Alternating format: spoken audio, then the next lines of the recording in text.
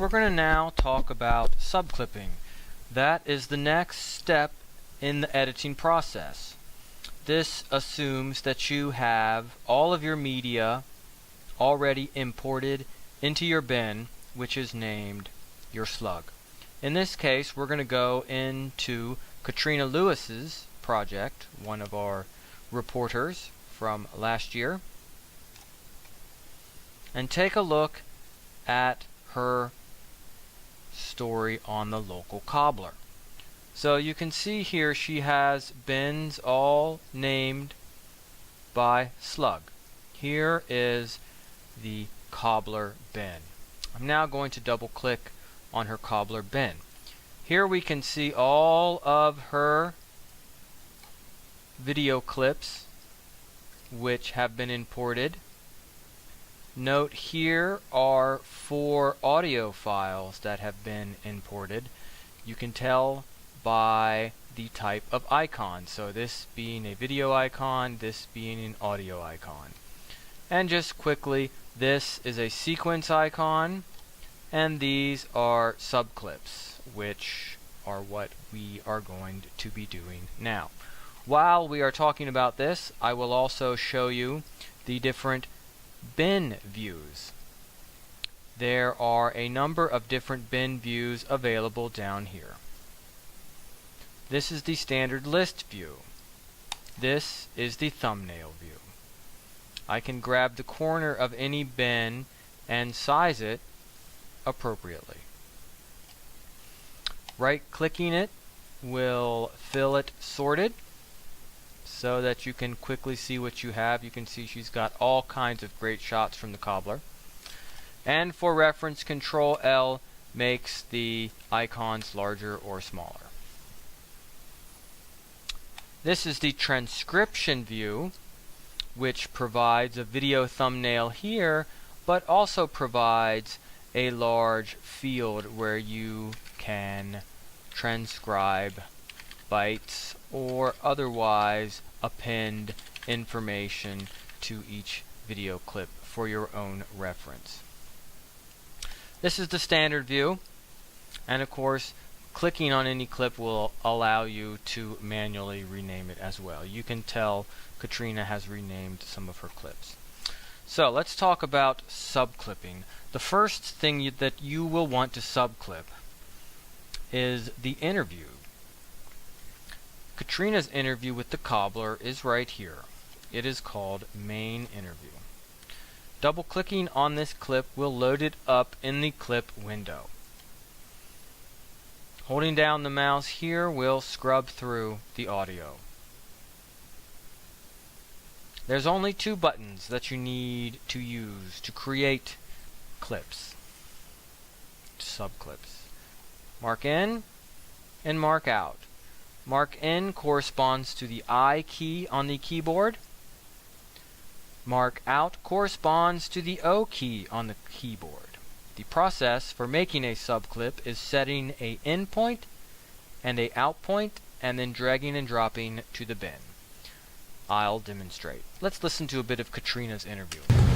So the first thing I'm going to ask, just so we have it, is for you to say and spell your name. Gregory Moore, Gregory Moore. Now that is an excellent point. So, note that Katrina began her interview by asking the individual's name and for them to spell their name.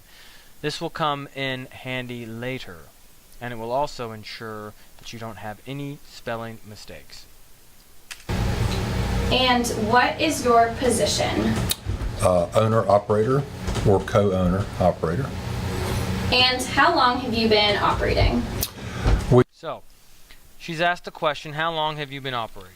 I am going to go ahead and mark his response by setting an in point using the I key or this button here. We opened this last December 1st, made 1 year. Before that I had a shop for 16 years in Buena Vista, and I had been out of it about 12 years before we decided to open again. Okay. And now I'm going to hit the O key or click on the out to mark his answer about how long they have been open. The space bar pauses and plays. This button toggles between And why did you decide? and this button plays what you have marked in the clip. So I'm going to play from the end to the out to show you what we have currently marked. We opened this last December 1st made 1 year.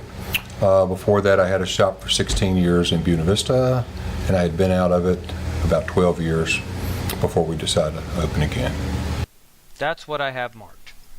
Now I'm going to click and hold on the center of the clip monitor and drag and drop into the bin.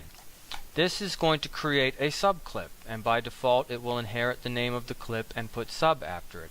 In this case I'd like something more descriptive, such as what Greg was saying.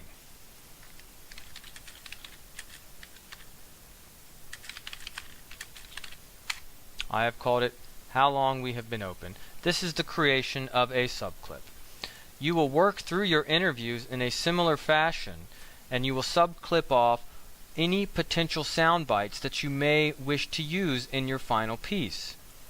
This will also assist you immensely in the creation of your script, which you will need before actually editing your piece.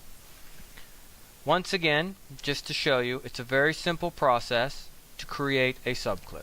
You simply mark an in point and an out point, click on the center of the clip monitor, drag and drop to your bin, and that creates a subclip. Note it works exactly the same way for audio. Let's take a look at a piece of Katrina's track. Here's an audio file. I'm going to double click it to load it up in the clip browser, and now I'm going to listen to it. 3, 2, 1. In point, Gregory Moore became a cobbler because he was at the right place at the right time. An acquaintance was selling shoe repair machinery. out point. So, in point, out point. I can now listen to what I have marked. Gregory Moore became a cobbler because he was at the right place at the right time. An acquaintance was selling shoe repair machinery. Note that Katrina counted down 3, 2, 1 before her piece. Now, with the in and out point marked, I'm going to drag and drop into my bin, and I'm going to call this VO1, the first section of VO. You can call it something else if you'd like. So, I have now created a couple subclips here and here, as well as a subclip of my track. You will work through all of your interviews this way, as well as all of your recorded voice track, creating subclips representing the sound bites and the pieces of reported narration that you will use in your final piece. Please note that you will not record your voice track until after your script has approved. Interviews, however, will be subclipped prior to your script being approved, as you will need to refer to what sound bites you are going to use to help create your compelling story. So, subclipping. In point, out point, drag and drop to the bin. I will now close this bin and exit Media Composer.